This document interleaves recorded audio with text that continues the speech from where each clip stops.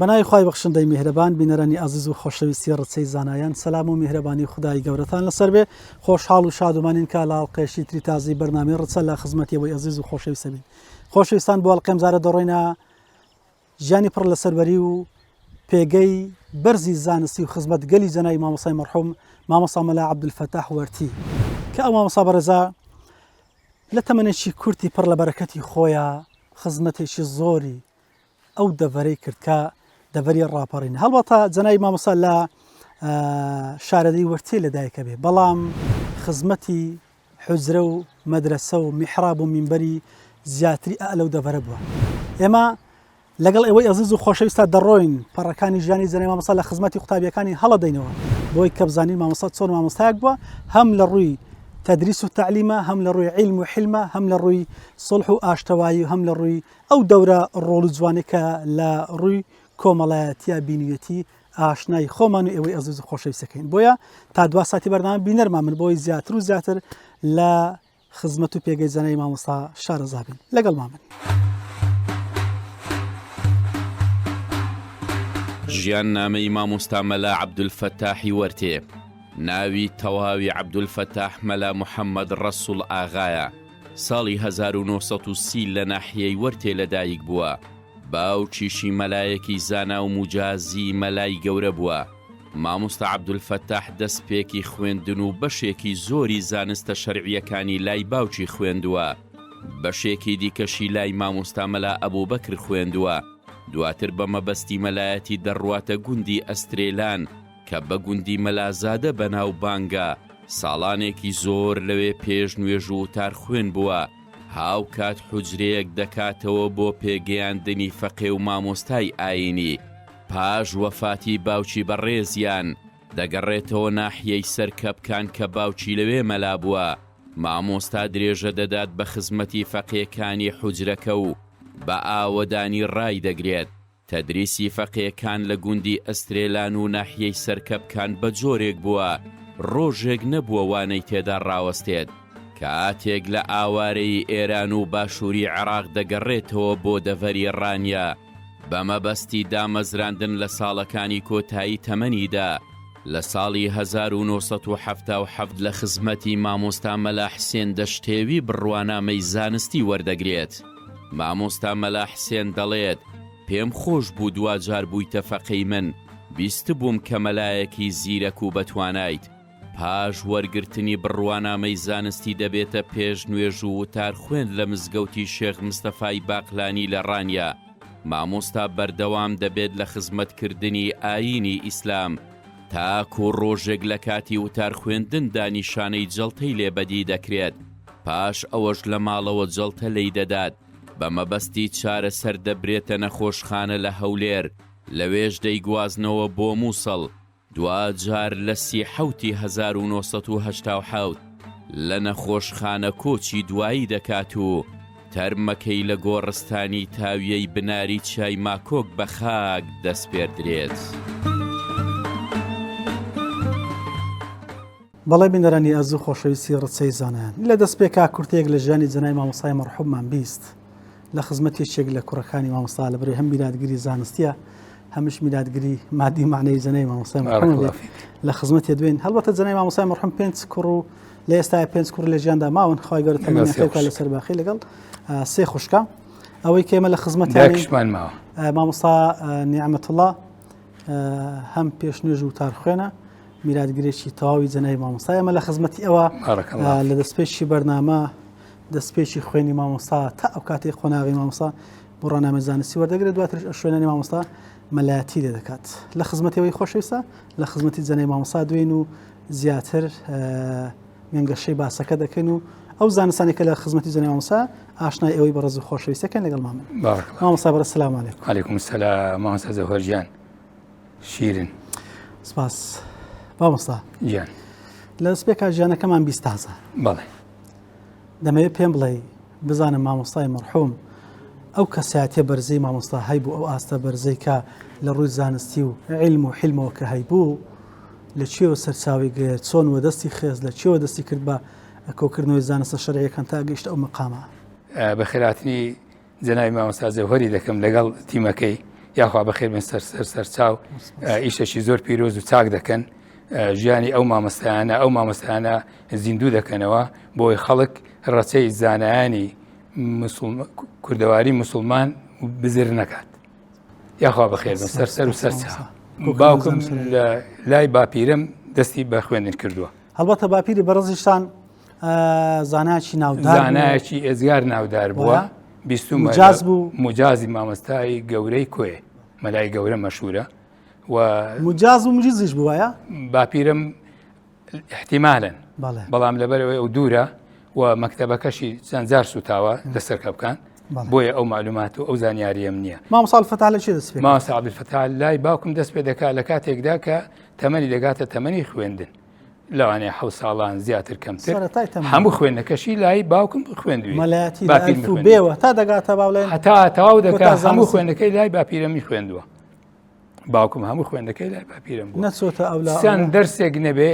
لای باپیرەی خێزانەکەم و باپیرەی دوکتۆر کەمالی چەند دەرسێک کە باپیر سەفەر دەکا دەڵێ مامۆستا مەلا ئەبوبەکر حەز دەکەم خێزانتە بەڵێ حەز دەکەم دەرسی بە مەلا عەبدولفەتاح هەردوولایان لە بینی دوو چێوی علم و معرفەی الحەمدولله بارەک الله فیک بەرەکەتی ئەوان بارەک الله 100% ئینشا الله جا پێم بڵێ مامۆستا هەر خوێندەکەی کە تەواو دەکات لای باپیرم وا پێ دەچێ زیاتر لە سەرەتای خوێندنەکەی لە وەرتێ بووە شارەدەی وەرتێ دوایە باپیرە دێتە سەرکەپکان دەبێتە مەلای عشیرەتی زۆر لە بەڕەحمەت بن بەڵێ پێ ناچێت لە وەرتی زۆر مابنەوە با وڕناکەم زۆر مابنەوە چکە تەدریسی زۆری بام لە سەرکەپکان بووە بەڵام پێشی سەرکەپکان کە هاوسەرگیری دەکا لەگەڵ دایکم دێن لە گوندی مەلازادە کە پێی دەگوتری ئەستریلان و گوندی بۆڵیانیش لەو ناوچە و لەو دەڤەرەی لەوێ تەدریسی زۆری لێوێن دەرێ بووە و ئێمە هەمومان لەوێ لەدایک بوون بە جیاوازی چەند برا خوشکێک نەبێت دەڤەری بتوێن و قەرزاری جەنای مامۆستای مەرحوم وەڵاهی هەموو مامۆستاکان وا دەڵێن زانستی هێنا مەنتیقە و دەڤەرەکەی ئەلحەمدولیلا ئیجازەشێ لە چێ وەرگرت ئیجازەکەی چەند بۆ گەبزانی ئیجازەکەی وەرنەگرتووە تا لە 1970 الله عالم لەو بینەی کە دەوێت تاعین بێ دابمەزرێت چونکە ئەمە ئاوارەی ئێران بووین و گەڕانەوە لە جنوبی عێراق و دوای کە هاتینەوە ڕانەی ویستی تاعین ببێت چۆ لای مامۆستا چەند ساڵێک بەر لە وەفاتی بەڵێ بۆ تاعین بوونی درەنگ تاعین ئەوە مێژوشی خۆی دەکرد لە ڕووی ئەویش خۆی هەر کردووە و قوتابی زۆر زیرەک و بەتوانای پێگەیاندووە الحەمدولیلا بەڵێ ئیجازەکەی لە مامۆستا مەلا حوسێن دێشتێوی وەردەگری کە مامۆستاشی بەناوبانگ ڕەمز بووە وەچی ئێستانە بۆ ئیجازەی علمی مەلایەتی لە سەر کۆڵانە و لە کۆڵانان و لەسەر جادە و شەقام وەربژیرێ ئەوەی کەشیان نەبا ئیجازە ینی مەقبول نەبوو هەر لە وەزارەتی ئەوقافی ئەو کاتیش ئەگەر ئیجازەن هەبە ئیجازەی مەلایەتی ئەو کاتە هەم لە بۆ شمولی کامی دەکردەوە دامەزراندن بەتەکید دانەمەزراگەر ئەگەر نەی بە دانەمەزرا بە هیچ شێوەشی تەنانەت مامۆستا دەفەرمێ مامۆستا مەلا حوسێن دەڵێ کاک مەلا فەتاح وەڵاهی زەکاوەت و زیرەکەیتیم بیست بوو بەخوا چابوو لە ئاخر تەمەن بوویە قوتابی من مامۆستا ئەوە ئارێوەڵاش نازی پێوە کردە بەڵێ دوای ئەوەی کە ئیجازەی وەرگرت بەر لە ئیجازەکەش مامۆستا مزگەوتی هەر هەبووە لە ئاوارەیەشدا قەسەمەن بیللا لە کونە شاخانیش دەرسی کوتۆتەوە مامۆستا دەکرێت بڵێن ئەو کاتە خۆبەخش بووە خۆبەخش ملای گوند و ئاوایی بووە ئەوەی کە باو بۆ لە کوردەواری خۆم بەڵێ دواتر چەند ساڵێک بەر لە وەفاتی تەدریسی هەبوو ئانانە ئیجازەکەی وەرگرت تا ئەوەی دابمەزرێ دامەزرا فعلا سەرچاوێکی دارایی لە حکومەت وەربگری لەبەر ئەوە زیاتر وایە بەتاکید بەڵێ ئەو جا ئەو شوێنانی کە مامۆستا تەدریسی لێ کرد چێ پێدەچی هەندێک لە وەرتێ با لەوێ ڕاپێدا بینە خوارێ لەوێ هەندێک تەدریسی کرد بێ بە تایبەتی هاوینان کە کۆچیان کردووە بۆ فێنکەیاتی چوونەتە شوێستانی وەرتێ مەچەی پێ دەڵێن دواتر باوکم بە زۆری دوای هاوسەرگیری لەگەڵ دایکم لە وەکو باسم کرد لە گوندی مەلازادە کە پێی دەگوتری ئەستریلان هەروە خزمانی بۆڵی لێوێ مەلایەتی کردووە تەدریسێکی زۆری لەوێ کردووە زۆربەی تەدریسەکەی لێوێ بووە تقریبی ساڵەکەی واللهی الله عالم ئەگەر بە تەمەنی ئێمە دیار بێت کە هەموو ئەمە لێوێ لەدایک بوون زیاتر بێ لەوانەیە لە منداڵەکانی هەموو لێدایک بوون چەند منداڵێک نەبێ سێ منداڵمە هەر لێوێ مردووە ماشەڵڵا پێشبارە کوردەواری دوای ئەوەی کە باپیر کۆچی دوایی دەکا عباس ئاغاش بە ڕەحمەت من نەماوە بام دەگەڕێتەوە لە بۆ گوندی سەرکە بکەن لەوێ تەدریسەشی لەبەرەوە شوێنی بابی باپیریای بۆ بەڵێ بکاتەوە بەڵێ شوێنی ئەوەی کە پڕ بکاتەوە و هەردووچیان ینی بۆچی جەنابەت فەرمووت ئەلحەمدولیلا ناوداری منتیقەی بوونە و زانست و زانیاریشی زۆریان پەخش و بڵاو کردوەوە لە منتیقەی لە دەڤەرەکەی بەڵێ تەدریسەکەی بە زۆری لێوێندەرێ بووە دوای تەعین بوونیشی کە ئاوارە ئێرانیش دەبین و لە ئەو گوندانە تا دەگەینە ئێران و لە نێو ئێرانیش کە ئاواری ئێرانی بوون بەخوای لەوێش تەدریسی کردووە لە کوونە بەردانیش تەدریسی کردووە فەقێ دەهاتن لە شوێنەکە پێی دەڵێن کانی بنا و سەرەوەی پاش قۆتەڵ کە باسمان کرد باشە چوای کردەوە حریزبی لەسەر تەدریسی لە ئەزرەکەی باڕەکە ئاماژت بە خاڵێکی زۆر پیرۆست کرد مامۆستا پێکەوە قسەمان دەکرد مامۆستا کە مامۆستا بێ ئەهلی عیلم بێ بتوانێت ینی دەرز بڵێتەوە زانستەکان بزانی زۆر خۆی بە سونەتەکانەوە خەریک ناکە هەرچەندە بام سونەتەکانیشی ئەنجام دەدا بەڵام لە بەیانی ساعت با بڵێن زۆر مبالەغێنێکن لەنەوە هەتاکو نوێژی نێوڕێ تەدریسی دەکرد دوای نوێژی نێوڕێ دەستی بەدەست تەدریس دەکردەوە هەتا نزیکی مەغریبێ قەسەمەن بیللا الحەمدولیلا ئەوە بەردەوامیش بە هەمان شێوە ئەوە ڕێچکە و ڕێبازی بووە ئەوجا دوای ئەوە کە تاعین دەبێ لە شوێ تاعین دەبێ لە سەر مزگەوتی خاڵشە مستفای باقلانی لێوەش تەدریسی هەبووە تەدریسی زۆری دەبەری ڕانیە ئەو شەردەفەری ڕانیە بە هەر نێوڕانیە مرکزی ڕانیە بڵێ لێوەش تەدریسەشی زۆری تا کۆچی دوای دەکە و کۆچی دوای کەش نازانم یعنی مامۆسا دەکرێت بڵێن جەلای مامۆسا بۆ هەر مزگەوتێک بە پێشنەژ و تارخوێن ڕۆشتبیتە ئەوێ ئیلا مەدرسە و حوزرێ هەبوون 100% دەرسخوێنی هەبوو هەمیشە فەزلەشی زۆرە الحەمدولیلا وەژمارەی فەقێیەکانیشی لە ڕۆژهەڵات هەی بووە الله ئەعلەم لە باکووری شەی بووە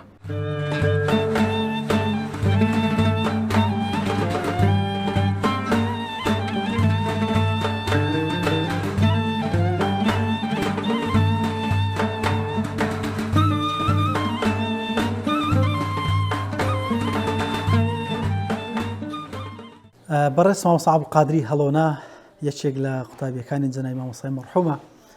لە جەنای مامۆستا دەپرسین دوایەوەی کە سەلامی خۆی ئاراستاکەین بۆی کە چەند لە خزمەتی بوو و چی لای خوێند مامۆستا لە ڕووی کەسایەتی دەور و ڕۆڵ و کاریگەری ئەو پێگەی کە هەیبوو بەهۆی ئەو زانست و معرفەی کە هەیبوو مامۆستا وە پێگەی زانستی جەنای مامۆستای بەڕێز ئاشنامانەکات مامۆستای بەڕێز سەلامی خوات لێبێ سەلامی خۆی بڕژێ وشتە گیانی حەزرەت محەممەد مستەفا پێغەمبەری ئاخری زەمان صلی الله علیه وسلم یخوا بەخێر مێشان سەر و سەرچاوم بەنسبەت مامۆستا عەبدولفەتاحی و مامۆستا عەبدولفەتاح من ساڵێکم لە خزمەت خوێندووە مامۆستا عەبدولفەتاح زۆر عالمێکی تەواو زۆر مەلای چاک بوو تا بۆ نمونە تەوەن لە کەسی قبوڵ نەدەکرد ینی لە هەموو کاتیشدا هەر شتێکی حەق باتەی گوت جا بۆ نمونە ئەمە حسابێکمان هەبوو لەسەر مەسەلەیەکی تەبەن وەختی خۆی مەسەلەی میرزا مەنگوڕی هەیە و نازم داوتان بیستویانە لەسەر ئەوەی دوای ئاخری مامۆستا بە حساب وانەکە تێدا نەبوو لە هەڵەبجەی و لە هەولێر لەسەر مستەوای هەموو کوردستان بووستەکە ئەمن بە هاکەزایی تێڕاستم بڵان گەورە بوو جا لە دوایدا تەبەن 5 مەلای دیاری کرابوون مامۆستا عوسمان و مامۆستا عەلی هەڵەبجەی و مامۆستا عەلی بیارەی و جەماعەتێک بوون مامۆستا عەبدولفەتاح تێدا نەبوو وەڵا ئاخیر لە دوایدا ئەوە دەیگوت کاکی من زۆر نییە دوو سێ قسەیە مەزیان لێدان ئەوانیش زۆربەکە زۆر حەساس بوو دەیانویست خێرا شتەکەی تاواکەن و بە سەلامەتی بگەڕێنەوە چونکە حکومەت بیزانی تەمەن لەوانێتی وەزەکەی تێک دەدا وەڵا دوای ئاخری ئەو مەزالیان نەدەدا تەمەن تم مامۆستا ئەو زۆر عالمێکی تەواوە زۆر مەلای چاکە زۆر قسە لە حەقی قسەی حەقیش دەکا پیاوی چالێکم باوتاری بخوێنێتەوە بەخوار مەزالیان هەر نەدەدا دوای مەسەلەی عەلی باپی ئەو کاتەی ئەو تازە چاک دەرنەکەوت بوو مەس ئەمە لەگەڵەوەی شارزایی بووم زۆر وەڵا وەختێکی بە ئەوتاری خوێنتە مەزالیان نەدا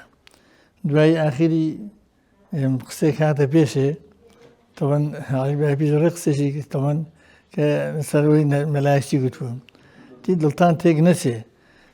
لە پەردە جوێزیدا جوێزێک دوو جوێزی پوستەشی هەر تێدا کە وای گوت ڕێک وانی مامۆستاکانێکی لەوانە حاج عەبدوڕەحمان نەوڕەسی و نازدەم ناوتەم بەڵێ تیان هەستە دی هێستا خێرا وتاری وەڵام ماوەسە مەلا عەلی بوو نەزانم تی هێستا وتاری بخوێنە بخوا وتارەکەی خوێن دوای تون کاکە دەمە مادام ئەو وتاری خوێن بە ماوەسە مەلا پەتاح وتاری خوێن جا ماوەسە مەلا پەتاح تی ئەمەن زۆر دوورێژی ناکەمەوە تی حیزب دوونە زۆر تەئسیری هەبوو دوای بووان ڕوون بۆەوە تی حیزب دوونە حیزب الله هەیە حیزب الشەیطان هەیە جا کوتی بەسە هوو نەچن ئەگەر هەر کەسێکی داوای هەر حیزبێکی کرد تەماشایکەن تەماشای بەرنامەکەیکەن ئەگەر بەرنامەکە لەگەڵ قورئان و حەدیث پێغەمبەری تێکی کردەوە ئەوە هەر ڕەنجێک بێ و هەر زۆری بێ و هەر حیزب الله ئەوە حیزب اللهە ئەگەر هات و موافق نەبوو ئەوە هەر ڕەنجێکی هەبێ و هەر شتێکی هەبێ ئەوە حیزب الشەیطان ئەو وتاری مامۆستای بوو لەو کاتە ئەوەی بەڵێ ئەو مامۆستا مەلا پەتاح بوو ئەوە قسەی مامۆستا مەلا پەتاح بوو جا قسەکە زۆر تەئسیری هەبوو زۆر کاریگەر بوو لە دوایدا کاریگەریشی زۆری هەبوو سەرماون سێ شت پڕکرانەوە ئێستا هەر چ شتێکە ماون تێگەیشتی بە حەقەت مامۆستا مەلا عەبدولفەتاح ڕەزا و ڕەحمەتی خوای لەسەر بێ زۆر قسە لە ڕوو بوو زۆر حەقبێژیش بوو هەتا بۆ نمونە لە خزمەتم دەخوێن تەماشام کرد نانی دەخواری بەیانی ئەم نازم بەچی چوومە هەموو جارێ هەموو بە پاروێک حازی دەکرد و ئەو دێنەوە دەگوت بسم الله الرحمن هەموو پاروێک زۆر عەجایب بوو یا ڕەبی خوا عەفوی کەزا ئینشاءالله هێندەی عالم پێگەیاندوون هێندەی مەلا پێگەیاندوون ئینشاءالله جێگەی بەهەشتا ئەو کاتی بەڕێز لە خزمەتی بی مامۆستا لە چێ بوون وەفەقەیەکان چەند و چۆن بوون مامۆستا ئەو کاتەی کە من لە خزمەتم دەخوێن لە سەرکەبکان دیوە بەڵێ لە سەرکەبکان بوو ئەو مەلای وێ بوو ئەمی لەوێ ئەمە کە چووم تەبەن ئەو مەلا نیعمەتوڵای کوڕی دەگوتی بای من لە مختەسەر و جامێ بەرەژەر نێدەگوتەوە چۆن جێی تۆی کردووە بە حسابی من جیا بوو ئەمێن هەر لە بیداتەوەی خوێنبووم لەبەرم کرد بوو مامۆستا مستەواتی تو زانی بوو کە بەڵێ تەواوەتم لەبەر ئەوەی جێمدی کردەوە جا بە حەقەت من هەموو ڕۆژێکە دەچووم زۆر ئیسپادەم لە دەستەکەی دەکرد زۆر بەڕێک پێشتی گوت و زۆری عالم بوو.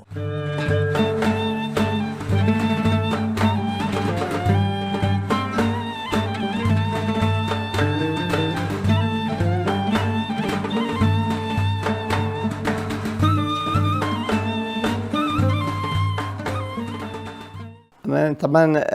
مامۆستا مەلا فەتاح من یەکەم ساڵ کە ئەمن لە خزمەتی بووم لەبەر تێی چوومە خزمەتی ئەو مەلا بوو لە ئەسفێلان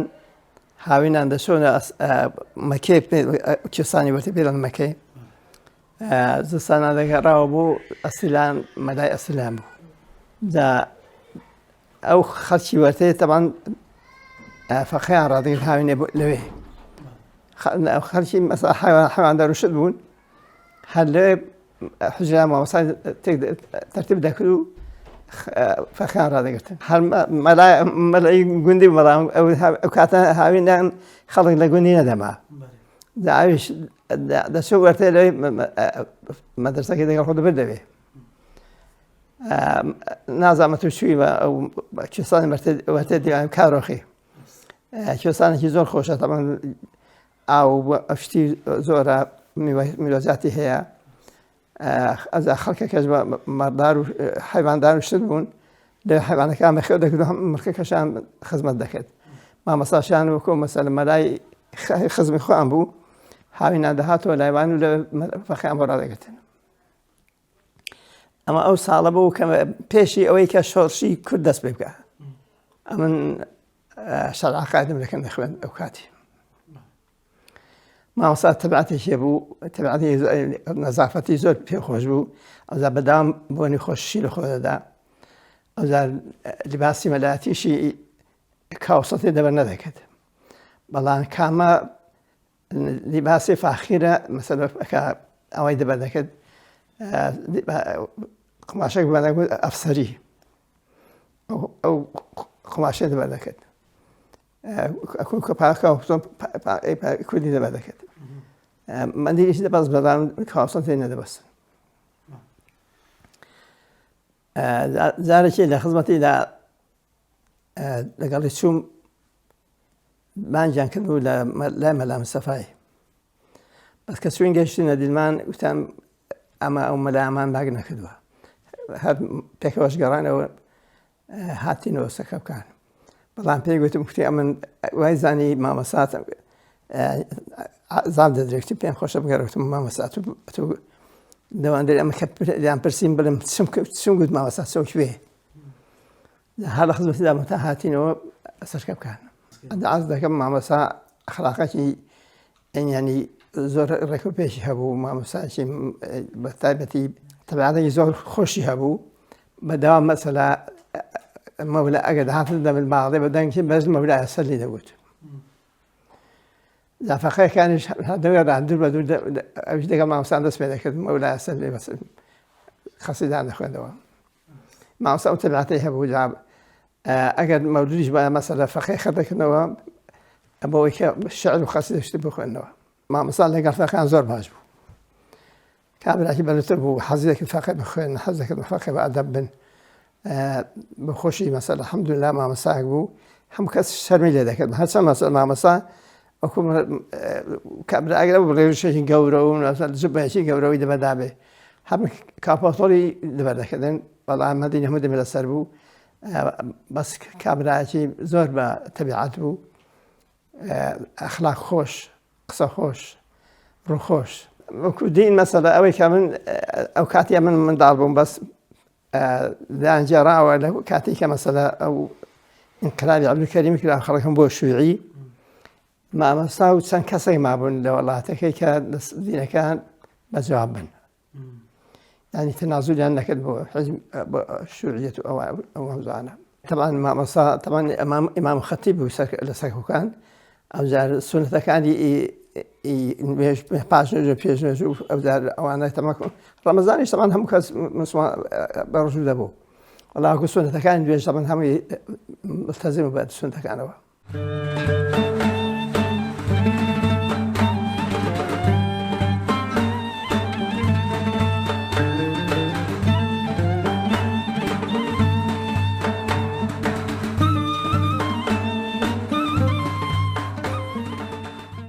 بڕێز مامۆستا عەبدوڵڵای پاشقوتڵ سەلامی خوارد لێبێ پێمان بڵێ جەنابتان لە خزمەتی جەنای مامۆستا چتان خوێندووە و چەند لە خزمەتی بوون و پێگە و پلە و خزمەتی جەنای مامۆستا لەو دەڤەرەی کە مامۆستا خزمەتێکی زۆری کردووە چی بوون پێشەکی بە خراتی جنابتان دەکەین یاخوا بەخێر بێسەرچاو بۆ دەڤەرەکەمان منتیقەی دۆڕی سەرکەوکان دیارە جەنابی حاجی مامۆستا مەلەفەتا لە شارەدەی سەرکەوکان ئیمام بووە و قازیش بووە و مەلایەتێکی لێوە کردووە لەو منتیقەی مامۆستا دەورێکی باشی بووە لەخوای بەزیاد بێ هەمیشە حوجرەی هەبووە حوجرەی فەقیهانی هەبووە دیارە لە گوندی ئەسیرانیشی ئیمامەتی کردووە لەوەی مەلا بووە بەڵام لە دوایدا دیارە تشریفی هێناوەتە گوندی سەرکەوکان لە گوندی سەرکەوکان بابیشە لە منتیقەی بووە بابی حاجی مامۆستا هەمیشە لە منتیقەی بووە دیارە ئەو کاتی کەمە لە خزمەت بووین ئەمە لە مەدرسەوی زۆی لە مەدرسەکە بووین هەندێکی بە سوختایەتی لێوە بووین مامۆستا مەلا عەلی مەمکی لێ بوو جەماعەتی لە مامۆستایان لێوە بوون مامۆستا مەلا ئەنوەری گوڵانی و مامۆستا مەلا تەیب و مامۆستا مەلا حەمەد بینی حاجی ئەلیاسی ئەو جەماعانە لێوە بوون دیارە ئەمە لە سەردەمێکدا سوختە بووین بەڵام لە ساڵی هەفتا و لەو دەورەی ئەمە لە خزمەت مامۆستای بووین ئەمر بووم مەلا حەمەد بینی بێدێ بووین سووتیمان دەخوێن لە خزمەتی سووتیمان دەخوێن لە خزمەتی ماوەیەکی زۆی لە خزمەتینەوە و فەتوولمەعانیشمان لە خزمەت دەخوێن ئەو ماوەی تەوان دیارە لەوێمان لە خزمەت مامۆستا بن تەمانەکەمان لەوێ بەڕێکردن دیارە دوای ئەمەش بۆ شوێنی تر ڕۆیشتین جا مامۆستا بەنسبەت ئەو منتیقەی خزمەتێکی باشی بووە لە چاکەکانی منتیقەی لە ئامۆژگاریکردن لە شەرع و کێشەکانی خەڵکی بەشدار بووە سولحی بینی خەڵکی لە کێشەکانی بینی خەڵکی لە هەموو یشێکە ڕوودەوە لە منتیقەی بە تایبەتی لە شۆڕشی پێشدا شۆڕشی ئەیلول کە هەبوو لە منتیقەی مامۆستا هەر لەگەڵ لوژنەکاندا بە دەهات دایان مەسەلا ئیشیان پێ کرد مامۆستای لە فتوایەکان لەگەڵدا بوو کە مەسئولێکی لێبوو لە منتیقەی ئەو لەگەڵوان دایمەن ئیشی دەکرد کە ئیشیان پێ دەبوو بە مامۆستای تەمان ئیشەکەی لە بۆ دەکردن مامۆستا جا مامۆستا دەورێکی باڵایە بۆ الحەمدولilla هەم لە ڕووی ئامۆژگاریکردنی خەڵکەوە دیارە وتاری جەماعەش بە بەردەوام وتاری جەماعەشی هەبوو مامۆستا و فەقێشی بە بەردەوامی هەبوون الحەمدولilla لە منتیقەی ئێمە کەم هەیە لە فەقێکان لە خزمەت مامۆستا نەیخن بێ بە زۆری خوێندوانە خۆت مامەسەجا ئەمە ئەوەی کە ئاگام لێە دیارە ئەمە یەکە بووم لە خزمەتی و جە مامەسا الحەمدوللا خزمەتێکی باشیە بۆ لە مەڵتیقەی مامەسایەکی بە عیلمیش بووە الحەمدوللا شارەزا بووە لە فیقی زۆر شارەزا بوو لەخوای بەزیاد بێ شارەزایەکی باشیە بۆ لە فیقە لەخوای بەزیاد بێ الحەمدوللا ئینسانێکی بە مستەوا بووە خەڵک ئیسفادەی لێ کردووە ئەمن بۆ خۆم زۆر ئیسفادەم لێ کردووە بە تایبەتی لە عیلمی نەحوو کە سووتیمان لە خزمەت دەخوێن زۆر بە قووەت بوو لە عیلمی نەحوو مازم لە فتح لە عیلمی نەحوو و لە فقیش زیاتر هەر زۆر بە قووەت بوو لە فقه جا مامەستا تەبان دیار لە مەنتیقەی مە الحەمدوللا خزمەتێکی باشی بووە ئەو زۆری تەمەنی مامۆستا لەوەرتی لەدایک بەڵام زیاتر خزمەتەکانی هێناوەتە دەوەری ئێوە مامەستا بە حوکم جگەلەوەی مامۆستا ببەخشە مەدرسە و حوجرەی هەبوون خزمەتەکانی تری مامۆسای غەیری تەعلیم چیتری هەبوو لێرە زیاتر والله تەمەن دیارە لە خزمەتەکانی غەیری تەعلیم خزمەتە کۆمەڵایەتەکانی شێ بوون لە سورح و لە سورحی عەشائیری لە کێشە کۆمەڵایەتەکان بەجاری کردووە مامەستا دەکرێت بڵێن مامۆستا مەرجع بۆ کاتە هەمووی هەر هذا طبعا لو منطقة هر أبي له هو أو كاتي له هو ما مثلا عبد الله يقولان شاب ولا سيد يقولان أبي له بشر وشو جاز شر جنب هذا كذا أبي الشرع كذا إن شاء الله الحمد لله علمي كباش هو إيش الفقه شهر زابو ما مثلا لا فتح بحكمه كبابي لمنطقة هو لمنطقة جاون لسركب كان لأسيلان يا ما مسا زياتر لا مش كان بجار بوا جنبي ما مسا مامۆستا کاتە تەلەفۆن نەبووە ئەم کاتیش تەلەڤیزۆن نەبووە بۆن منە هێندێک پرسیار و مەسەلەی شەرعی کە داتنە پێشێ ئەو کاتە مامۆستا شوێنێش تایبەتی بوو کە خەڵکان بوون منە بۆ حەلی مشکلەکان و وەڵامی پرسیارەکانیان بێن شوێنی مامەسایان سەردەمی خۆ دیار هەر مزگەوت بووە یان چۆنە ماڵی مامەسا یان لە مزگەوتی پرسیار لە مامەسای کردووە دیارە جارم وەکو ێسانەبوو دیارە خەڵک کێشێکی بێ لە مامەسایان لە مزگەوتێ چیان پێ دەکەوە لە مزگەوتی پرسیارەکان دەکرد یان بەس لێرە مامۆستا هەمیشە دەرگای واڵا بوو هەم ئیماڵیشی بەڵێ مامەسا الحەمدوللا خۆ مامەسایانی ئانی نەک لەوێ لە ئێستا حەل لە کۆنەوە وەک مەحامیەک نەبوو بن بڵێن شتێکە بە پارە قسە بکەن ئیمامەسان لە پێناوی خوای تەعالا بوو هەموو دەمێ ئامادە بوون وەڵامی پرسیاری خەڵکیان داوەتەوە پێی زانانی خۆیان خزمەتیان کرد و تێکۆشانیان کردن بەردەوام بوون لە تێکۆشان ئەو کات کە جەنای مامۆستا بەڕەسان لە خزمەتی بوون تەنها مامۆستا بوو کە دەرسی با بڵێن کۆتاییەکانی مەلایەتی دەگوتەوە لێرە لە مەنتیقەی دەڕینیان هەر ئەو کاتی کە جەنابتان لە خزمەتی هەر مامەسا بووە کاو دەرسانی دەگوتەوە کەسی دی نەبوو یعنی هەر مامەسا بوو تەمەن لە مەدرسەکە عادی مامەسای بوو هەر بۆ خۆشی دەرسەکان دەگوتەوە لە خودی سەرکەبکان دیارە لە ئەسیلانی مەدرسە هەر هەبوو مەدرسە هەر لێ بوو لە ڕانیش هەر هەبوو مەدرسە ماسەم لە عەبدوڵڵای سکتانی کورە فروسەی لە ڕانی مەدرسێ بوو ماسەمەوەکی بۆسکێنی ئەوانش لە ڕانی هەموو مەدرسەیان هەبوو جا ئەو دوو مەدرسە هەموو لە ڕانیە و لە ئەسیلانیش هەبوو لێرەش لە سەرکەبکانی مەدرسە هەبوو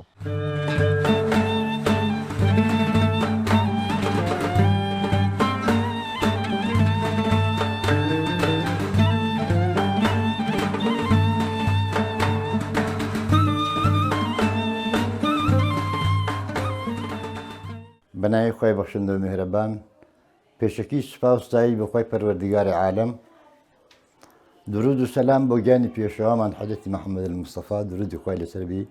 مامۆستای بەڕێز دیارە خی گەورە کە فەرموویەتی لە سوڕەی فاتر لە ئاەتی 28 إنما يخشى الله من عباده العلماء إن الله غفور رحيم هەروەها پێغەمبەری پێشەوامان حەزرەتی محەممەد درودی خۆی لەسەر بی کە فەرمی العلماء ورثة الأنبياء بەڕاستی مامەسای بەڕێز مامەسای مەرحوم و خوا لێ خۆش بوو مامەسا مەلا عەبدولفەتاح وەرتی یەکێک بوو لەو مامەسا بەڕێز و خۆشەویستانە کە هەمیشە بەردەوام پابەند بوو بە تەدریس و بە دەرەجوتنەوە و بەڕاهینانی قوتابی ئاینی و کاروباری ئاینی من بەخۆم چەند مەرحەلەیەک لە مەرحەلەی سەرەتایی لە ساڵەکانی تەقریبی شێستەکان و هەفتاکان و هەتا بڵێن هەشتاکان لە چەند مەرحەلەیەک من لە خزمەت لە مەدرسەی مامۆستا مەلا عەبدولفەتاح ڕاهینانم بەدەستینا و زۆر سوود و ئیسفادە و قازاندم لە مەدرسەی و لە مامۆستای بەڕێز کرد مامۆستای بەڕێز هەمیشە گوێ لێ ئامادە بوو هەموو کاتەکانی خۆی پێشنوێژ و دوانوێژی ئەخستەوە سەر یەک بۆ دەرەزوتنەوەی قوتابیان بۆ ڕاهینان و فێرکردنی قوتابیان بەڕاستی مامۆستا دەورێکی باڵای لە بوارەی تەدریس و تەقدیسدا هەبوو لە سەرەتاوە لە کاتی سوختەیدا لە عوامیلی جورجانی ڕابگرە هەتاکو و تەستیفی مەلا عەلەوی ئیزهار و کافیە و ئەوانە تەبەن لە مەدرسەی وی لای چەند مستەعیدێکم گوێ لێ دەرس ئەخوێن لسدمي جامي ومختصر عبد الله يزدي سن كتابي كي كجدار المدرسة إلا ليما مساء عبد الفتاح أخوين وهروها لفقه إسلاميش لا منهاج الطالب منهاج لكن ما سمر فتحم لا آسي مستعيدة أخوين خبر راسي ما مسا شهر زاكي جربا شيابو وهروها ما مسا لو سدميش دا وكو مرجعي بوابو لمنطقة دا لمحوري بتوين وبيش حتى دوري بالكاتيش ما مسا دوري في جرب علي أبيني لا آسي كومالات دا لا آسي فتوى وقضاوات دا لا آسي صلح وصراحتنا وكومالغات دا حتى بون مني أو بنديك ما مسا لي جينيشين بو خلقك أون دا جر أمرو جر فرماني ما مسا هيش تكي ببي ما مسا هيش كاري كي ببي ما مسا انجام أدا فرسو رايبه ما مسا أكر أو دا ما مسا رقاي لآسي راسته وشاكوا بودا أنا أو بيروي أكرت سرتا من كلا مدرسة ما سمى لا فتاح باش داري كلا جندي استلام بو بلام أقاتي من سختبو لاي مستعيدك ما مسا محمد ورتيان أقوتي ملا محمدي ورتي أو ما مسا محمدي يستاكلا وليرا أو نا مستعيدك بو لا يوم أخوين ما مسا لو كاتي لا مدرسة الاستلام بو ما مسا زور دوركي بالاي هبو مدرسة كي زور فروانو پرسەنگداری هەبوو و زۆر ئامادە بوو بۆ دەرزتەوەی قوتابیان بەبێ گەردی فقەیەکان جیا هەر ئێکە لە شوێنی تێڕا ئیلە باڵکە تێڕا بڵێن ئیلە خۆشناوە تێڕا ئیلە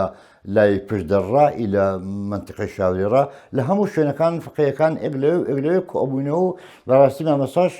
زۆر دەبرێکی باڵای هەبوو و ماوەیەکیش هاتن لەوێن دەرێ هەل دووبارە سەفرێک لە ئەسیلان لێ بارمان کە هاتین بۆ چۆلیەوە لە چۆلیەوە لەگەڵ مامەسا بە مەدرسە و هاتن لێ نیشتەجێ بوو مامەسا لەوێشمان ماوەیەکی زۆر لە خزمەت مامەساماینەوە و زۆر مامەسا دەورێکی باڵای هەبوو لە دەرزوتنەوە و لە کاروباری ئاینی و کاروباری کۆمەڵایەتی و لە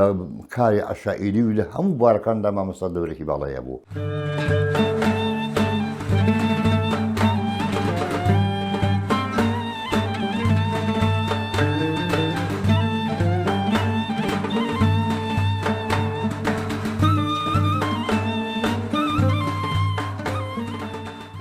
مامۆساکی ناودار بوو لە ڕووی زانستیشەوە پایشی بەرزی هەبوو بەتاکید لە ڕووی کۆمەڵایەتی لەگەڵ ماڵێ لەگەڵ منداڵەکان بارەکەڵڵا وەڵای وا دەزانم هەموو مامۆستایەک وا بزانم لەبەر ئەوەی کە بەشی خەڵکی زیاتر دەدەن ئەجام لەوە دەپرسم لەبەر ئەوەی بەڕاستی پێ بڵێم زۆری مامۆستایان زیاتر گرنگی بە خەڵکی دەدەن بەڵام مەرجیش نییە ینی ئەلحەمدولیلا ئەمن هەر لە خزمەت بام خوێندووە چۆن ئەو لە خزمەت باوکی خوێندووە باپیرم ئەمیش هەر لە خزمەت باوکم خوێندووە هەموو خوێندنەکەم چەند دەرسێک نەبێ چەند مادەیەک نەبێ کە بە سەما بە جێگرتن یان لای مامۆستای عەشیریکە کە هەندێک زانستی زانیاری تایبەتم لێ وەرگرتووە. سەبارەت بە ئیجازەدانی مامۆستای چی؟ بەڵێ ئیجازەدانی مامۆستا ئیجازەی نەداوە لەبەر چی دەڵێم؟ وەڵاهی حەزی لێ نەبووە دیارە حەزی لێ نەبووە. ئەو جوان پێ بڵێ مامۆستا لە ماڵێ ئەو جا وەکو فەرمودی لە ماڵێ وەکو باوک ئەلحەمدولیلا ئێمەی ئیهمال نەکردووە هەمیشە پێی خۆش بووە پاک و خاوێن بین هەمیشە پێی خۆش بوو ینی ئەگەر چوو باینە دەرێ و خەڵک بە ئەوە باسی دەکرد وای دەزانی کە ڕوحی ئێمە لەسەر دەستی ئەوە ئەوەن دڵ دەسۆز بوو بۆ مناڵەکانی چۆن بۆ خەڵکەش هەروە بووە. چت لەبیرە تەوسیەکانی مامۆستای باسکەی؟ وەڵای تەوسیەکانی باوکم تەبعاً ئەلحەمدولیلا جارێ لە ڕووی کۆمەڵایەتی و لە ڕووی قەزا و هەم قازی بووە هەم مفتی بووە هەم معلم و مدەریس بووە لە بۆ خەڵک هەم کێشە کۆمەڵایەتەکانی ناوچە بە شێوەیەشی ینی زۆر ئەوە بەرچاو دەور و ڕۆڵی هەبووە لە هەموو کێشەکان لە کۆن و لە سەرەتا هەتا دەگاتە ڕادەی ئەوەی کە وەلحاصل نزیک دەبێتەوە لە کۆچی دوای مردنی ئەوەندە کاریگەریش بە خەڵک هەموو گویان پێ خەڵک هەموو گویان لێ ڕاگرتووە ئەوەی کە جۆشی لێڕانەگرت بێ مەسەرەن دوو کەسێک چەند کەسێک چوو بن بۆ شەرعێک ئەگەر لێژنە نەبوو بێ چکە لێژنە هەبوو بە تایبەتی لە سەردەمی شۆڕش لەوێ بە لێژنە ینی کێشە گەورەکانیان ئەگرا دەکردەوە بەڵام هەمیشە باوکم ینی یەکەم بووە لێ لێژنەکەی. نیعمەتوڵڵا ناوەکی خۆشە لە توی مامۆستایەک بە ڕەحمەت بێ نەماوە بام پێ دەڵێ فیهی لەتافەتون كناوم لنا ونعمة الله لطافة الشتاء يكي لمحشي وأني كبراويز نسيو لسكتبي جامي على أساس سر أو ناوي أو زاناي ليه وري قلتيها بله ليه وري ما شاء الله لە کۆتایی بەڕێستان گەشتێک هەبێ لە ژیان ئەو باسیکەی لەوەی کاتەکە گەرزەناوتان کۆتایی هەت والله مامۆستا ئەم پێم خۆش بوو پلە و پایە و پێگەی هەر کەسێک بەسراوەتەوە بە چەند خەسڵەت و سیفەت و ڕۆشت و ئاکارێکی جوان ئەوش ئەو ڕۆشتانی کە دەڵێم ئەوە لە خودی مامۆستانە باس ئەم لە خودی باوکمدا بەڵێ هەبوونە بەڵێ یەکەم يرفع الله الذين آمنوا منكم والذين أوتوا العلم درجات يكم إيمان بلام إيمانش ببي علم نابي إنما يخشى الله من عباده العلماء صحيح بخاري ده لبابكاني لبابتكاني باب العلم قبل القول والعمل لقوله تعالى فاعلم أنه لا إله إلا الله فبدأ بالعلم أنزع علم السرساوي شوية فلا تطع الكافرين وجاهدتم به جهادا كبيرا أي بالقرآن قرآن السرساوي همو زانستكانه همو زانستكان مبادئ همو علومي مستجدش إتازة ونوي هرسة ساوكي قرآن أجر لي حالي بي وخلق تي بقاو أوش ما مستعد تيدا باش داربو باوكشم الحمد لله لو رانجيوا باش داربو لأن شي ديكي فرمان كردين بساك وخلق جيرانه ولا خرافة بيتو أنا كنتم خير أمة أخرج للناس تأمرون بالمعروف وتنهون عن المنكر وتؤمنون بالله لردا وتؤمنون بالله دواخست الأمر بالمعروف والنهي عن المنكر دست شبه الله والحمد لله لا جانوي تشيشكان ويقراكن وتشيشكان نيويستوا يعني هر نادروس يكون شرعي شي بني با ما مسا قبولين حتى هاي ولدو بيله هاتو كردواري دله ايش خوتي دا كردو بالا خوي ماندو كردو الحمد لله والله جا زابرت سيترنا ما مسا لو رعو تقواشي ما مسا دين دارشي او جا بارك الله ببيرت ينام اوش مهله دل دابو طبعا همو اوشتانش بيستي بس هي ان اكرمكم عند الله اتقاكم الحمد لله ورعوا تقواشي تبي عمل علمي بكاك هيت اما دلين والله حسيبه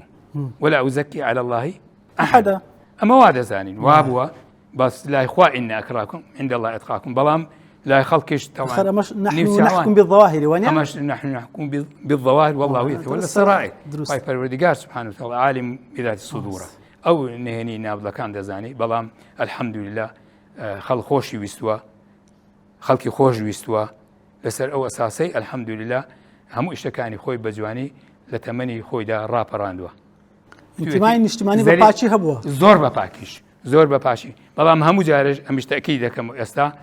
فەرموویەتی بەڵام لەسەر ئیسلام زۆر بە حەماسەتەوە و چەند قسەیشی هەیە ئەگە مامۆستا عومەری تیمار بە ڕەحمەت بخوا بە شەیدی وەربگرێ باوکەشی هەروەها مامۆستا مەلا مستەفای بای مامۆستا عومەری ئەویش حکومەت بەنامەردی لەگەڵ 40 نەفەرە خوا بە شەیدیان وەگری مامۆستا عومەریش گولەی نامەردان بخوا بردیەوە و یەکێک بوو لە فەقیه هەرە ناودارەکانی جەنای باوکم هەموو لایەک بە ڕەحمەت بن لەوێ کە مامۆستاکان هەموو کۆبوونەوە ئەو قسانێک کە بامکردنی خەڵکێک دەلەرزی لە ترسان مامۆستا مەدحی مامۆستایانە باسی مامۆستایانە ئەرک و سەرشانی ئێمە کە خزمەتیان کە ئینشاءالله ئەمە قەرزاری ئەوانین تاک بە تاک و میلەتی کورد بەگشتی لەبەر ئەوەی ئەوانەی کەوان خزمەتیان کردو ئەو کاتە سەحوای ئیسلامی مامۆستایان لەسەر مینبەر و لە مەدرسەکان کردویانە هەرچێک لە بەیان کێشانە کارکەمە دوعا دەکەن کە خوای گەورە لە فیردەوس العەلا جێ بکە ئامین ئەمەش بکاتە دۆست و ڕەفیق ئەو لێ شەفاعەتی و ماخ ئینشاءالله تعالی تەمەنی جەنابشتان باقی لەسەر خێر عاقبەت خێر بن ئینشاءالله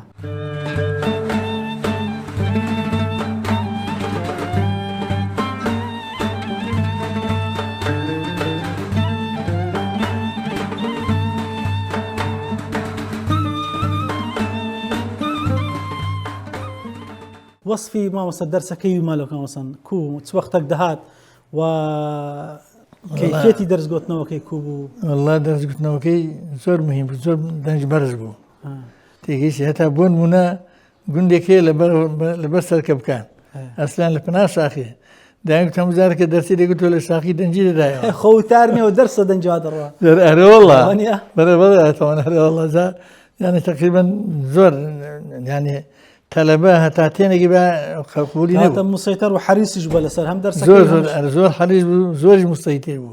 هذا والله يعني بكردي هم لبركر بو أنا زور مسيطر بو سو أخذ دورشان درسك يا ماما صدستان بيدا كرت والله تقريبا للساعة نو أوانا نوبياني لأن تقريبا حتى كي دما ما صلى مزقوتي والله تا درسك تعود ودماء وأمش درس مزور دخلن بتزيابن يا مام فقيدي تانا قربو والله فخدي لي بلام وابزم بكاتي مستعي امن بزوري امن مستعيد بو وابزم نازم هو كيتشو حزه كان مزبوط نبزور دنا اوكاتو كيستانو كاربانو تقريبا كاربانو هاد بلام او منطقي او بتايبستر كب كان كدبوب ايوار حتى بانجي باني يك بسود هذا نجوا بريبه مبرد سوني شديك أوه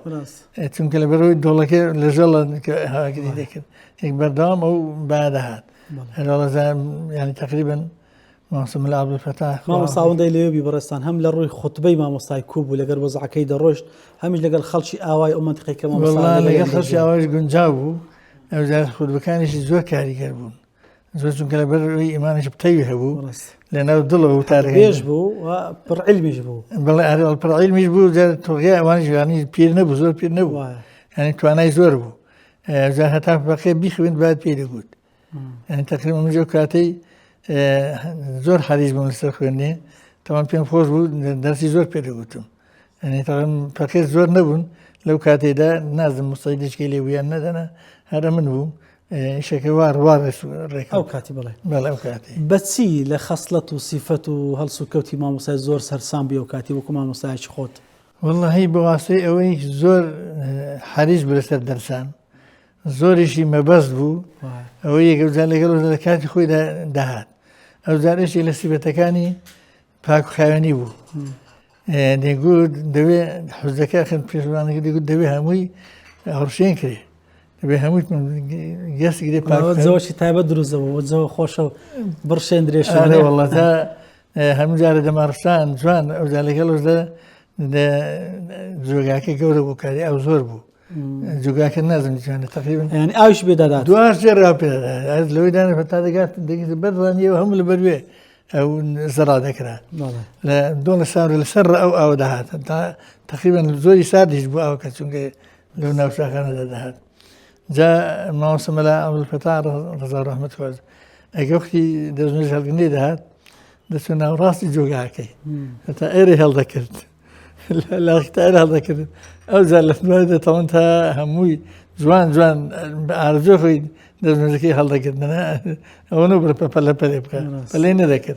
بوش وازي دزمج هالذكر يعني اللي دزمج كذا تقريبا وكو علمك شلون بريكو بيشي خندو دزمجكش بريكو بيشي هذا دزنيجكش هو باشي بتسون علمك يوابو دين داريك وعبادتك شروها هو أنا والله زاد بخند حقد زور مسيطر بلا درس كان ده يعني زور دلصوز يجبو حتى نيزاني با كأو بقيتي جيت نظروي ما وصل لشان علمي زياتر ما وصل شهر زايها ولا علوم كان شرعي والله لصرف دا ولا نحو دا ولا هم عندها الدرس الشرعي شبيه قلت ليش زور شهر زاو أنا والله لا شهر زي زور أجر باسق مسألة شيء فقهي لي عاصب وباء كو رفع تعارض دروس باء والله أو كاتي أم بخم لي نبون بلام أو بلاو لنا منطقي لقال أو كاتي لقال ما مستاشي بو بمناقشة يعني سر مسألة شرعية خلينا نزم هذا منطقي سركب كان بولي منطقي شيء لديش لديانا بو بمناخ ما وصلنا صعيدة بخو أفريقيا يقول ليش مشهور بو هو زور عالم بو جاءوا في أمن بابن حجر بيد السلمين كنت من بابن خنزر بيد السلمين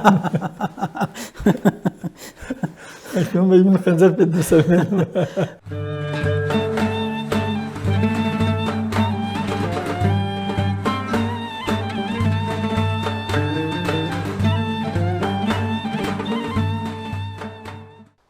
لجاني ما مصايبون من ما مصايب لك وتاج اشتكتبي سر برديك موقفك هالوستيش جاني ما مصايانا وتا بس رهات شيء او كشاني او لي رباسكين والله زي بساتي ما مساي ما مسمى لا بطا الربزي كي بهز ولنا وخلق ده الحمد لله سكاني دروي سكاني بقوة من خلق سكاني اللي ورد بتابتي المناسبات تعزية المناسبات كاني صلح مسحق سكاني ورد قران زور بقوة من تسيلك يبون خلقه إذا ما بسرات من المرضى وشيء يكونوا أحداث يكشتيك ما مثلا يقصيك ومن أم لنا ديو يعني بلا مشتكي وام لكن بيت کە لە بۆ جەنابتان باسی بکەم بەڵام مەسەلە دینیەکان الحەمدولillah مامەسا بە جوانی باس دەکرد و مەسەلە دینیەکان دەرسەکانی الحەمدولillah بە جوانی دەوت و ئیلقایەکی جوان بووە لە بۆ قوتابیان ئینسانێکی بە زەکاوت بوو مامەسە لەو بارەیەوە الحەمدولillah بێعەیب بووە لەو بارەیە خزمەتێکی باشی کردووە بەڵام دیارە بەسەر هات الحەمدولillah مامەسا ئینسانێکی نەشید بووە لە ڕووگای عیلمەوە ئامۆژگاریەکانیش هەبوون لە شوێنە ئامۆژگاری زۆر هەبوون الحەمدولillah ئامۆژگاری زۆر جوانی دەکردن وەڵا جارێک چوونە گوندێک لەگەڵ مامەسای وەربووکە خۆشی دەگێڕمەوە لە ماڵێک بن بە باسی ماڵەکەی ناکەین بارانش بوو مامەساش حەزی لێ بوو بمێنیتەوە بەڵام باران بوو ئیشیشمانە بوو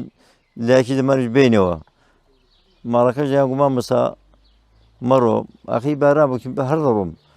دەڕێ مامەسا گوتی وەڵای پێم خۆش کابرا سوێندی خۆت بە بگەڕبنەوە بەڵا سوێندی نەخوات ببی لەگەڕا بگوتم مامەسا بۆ هاتی بۆ بارانی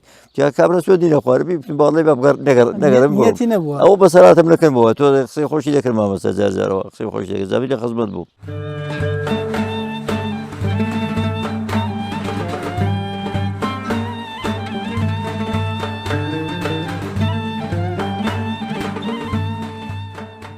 هاوکاری مامەستایی لەلایەن خۆیەوە بوو فەقەیەکان ئەوەی لە دەسەڵاتێ بە درێغی نەبوو مامەستا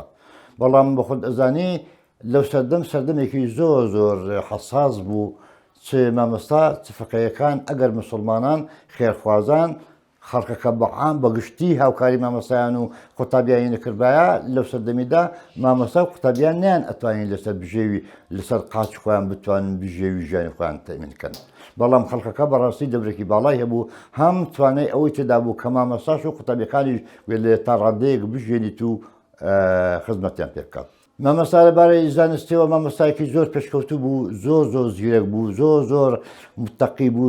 زۆر متەدەین بوو بەڕاستی مامەستا مەرجەیەکی زانستی بوو وە ئینسانێکی زۆر جەسوور و لێهاتووش بوو بێ سەنگرانەوە بێ سەنگینەوە لە ئاست هەموو زۆردارێک زاڵمێک دەسەڵاتدارێک لە ئاست هەموو کەسێکدا مامەستا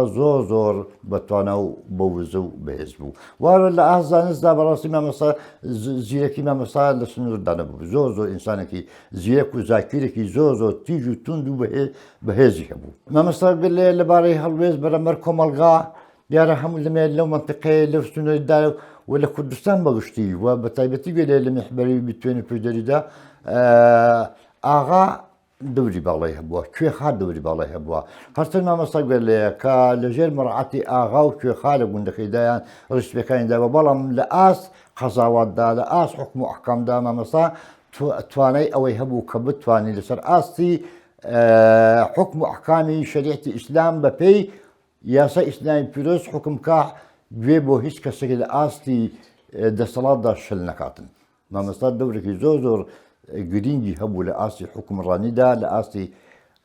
وەزە و تااقەتیدا بەرامبەر بە هەموو جۆرە دەسەڵاتێک بەرامبەر بە هەموو کەسێک لە کۆتاییدا داوا ئەکەین لە خۆی پەروەردگار لە بە میهرەبانی خۆی بە ڕەحم و بەزەوی و کەرەمی خۆی مامەستای خوا لێ خۆشبوو مامەستا عەبدولفەتاح و ئەمسالی مامەستا مەلا فەتاح و هەموو مامەستایە کە ئێمەی و قوتابیانی ئاینی پەروەردەکردی و پێگەیاندیە داوا ئەکەین لە پەروەردگار کە خوای گەورە بە ڕەحم و بەزەی خۆ بیان بەخشید بە بەهەشتی خۆیان شاد کردبن هەروەها شوێنی جەنەت الفردەوسی بۆ تەمین کردبن و دانابن کە قەڵەمی عەفوشی داناوی بەسەر هەموو مامەستایەکی ئاینی و مامەستا مەلا عەبدولفەتاحی ڕەحمەتی و دایک و باوکی ئێمەش و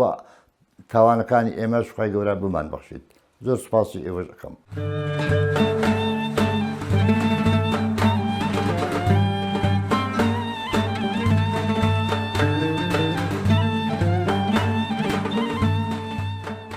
بەڵێ بینەرانی ئازیز و خۆشەویستی ڕچەی زانایان ئەوەی لە زمانی ئەو مامۆستا بەڕێزانە بیستتان کە قوتابی زەنای مامۆستا بوون بەشێکی زۆر کەم بوو لە ژیانی پڕ لە سەروەری و پلە و پێگە و پایە و زانست و خزمەتی مامۆستا لەو دەبەر هەڵبەتە جەنای مامۆستای مەرحوم لە شارەدەی وەرتێ لە ساڵی 1930 لەدایک دەبێت بەڵام زیاتری خزمەتەکانی لە چۆن دەڵێ دەڤەری ڕاپەڕینە بووە لەوێ حوجرە و مەدرسە گەلێکی زۆری هەبوون و بەردەوامیش ساڵانێکی زۆر تا ئەو کاتێ لە ساڵی 1970 وەفات دەکات بەڵام دوای ئەوەی کە لە شاری هەولێر نەخۆشەکەوێت و دوجار لە نەخۆشخانەیەک لە مووسڵ وەفات دەکات و تەرمی بەڕێزان دەهێننا تاویە گۆڕستانی تاویە لەوێ تەرمەکەی بە خاک دەسپێردێت جا ئێمە بین لە ژیانی پڕ لە سەروێری زانای مامۆستا هەر چەندی بدوێن و قسە بکەین ناتوانین حەقیەوە پێ بدەین لەبەرەوەی مامۆستایەکی قازی بوو، مامۆستایەکی پڕعلم بوو، مامۆستایەکی ناودار بوو، مامۆستایەک بەمانای کەلیمە خزمەتگەلێکی زۆری ئەو دەبەرەی کرد. هەم لە ڕووی کۆمەڵایەتی هەم لە ڕووی سیاسی پیاوێکی بە مۆقیف و بە هەڵوێست بوو و لە پێگەیەکی زۆر بەرزی زانستیش بکە معتەبەر و بۆی کە تا دەبەری ڕانێ و دەوروبەریشی هەموو ئەتیمادیان لەسەر جەنابی مامۆستای مەرحوم بوو. ئێمە دەخوازین کە مامۆستا ڕۆحی پاچی لە بەهەشتەکانی خوا لە خزمەتی پێغەمبەران و ڕازگۆیان و شەهیدانە